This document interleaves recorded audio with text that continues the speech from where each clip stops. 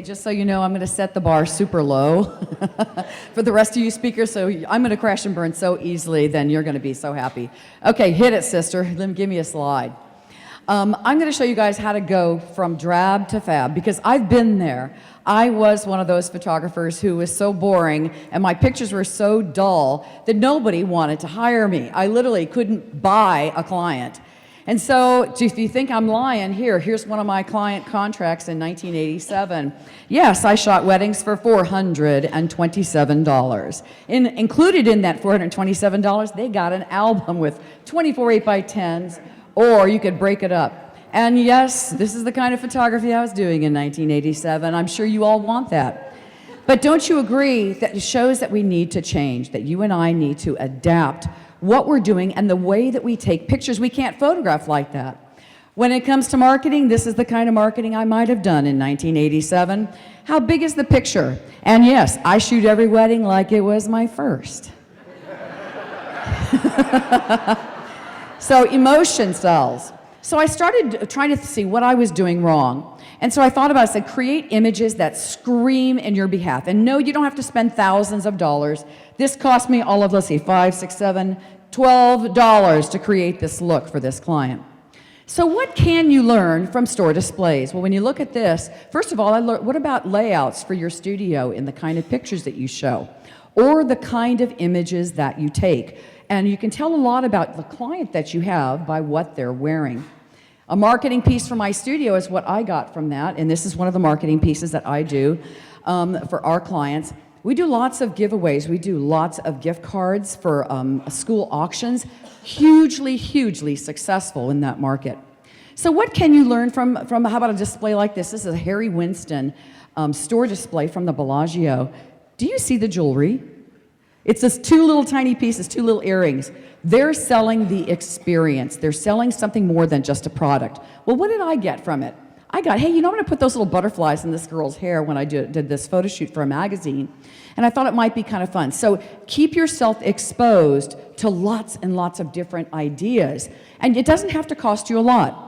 This one cost me $12.45 for 4 yards of window screen from Ace Hardware. You just basically wrap it around her and then you wire it together. But it's about the experience and doing something that no one else does. People aren't going to hire you based on what you've done that everybody else has done. Just like this is nothing more than window screen on this girl's head. My goal is that when people see my images, that they have to stop and go, whoa, that's different. That's something unusual. Not everyone can do that. And this is the image that I captured, by the way, in front of an elevator door. You see, you do not have to have fancy backgrounds. Start looking at neutral environments or just shiny surfaces or walls as an environment for photographing. This is a wall in my studio, and I think most houses have a wall and a window. It's pretty easy, and that, by the way, is a board from Home Depot. It's just a piece of insulation board that we got real clever with and put duct tape around and so forth. And this is the kind of imagery that I can create in that window.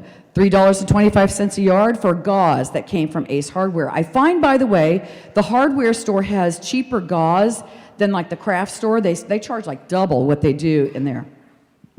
Look at locations like, how about the hallway?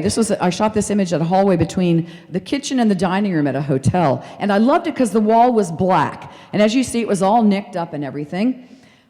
But notice what happens if you start just looking at light. All I did was just retouch out the white spots in the wall. And light is light, folks. Literally anything can become your light source. Yes, you might have to color balance it, and if you can't, then just make the thing black and white. But the cool thing about that is it allows you to photograph anywhere.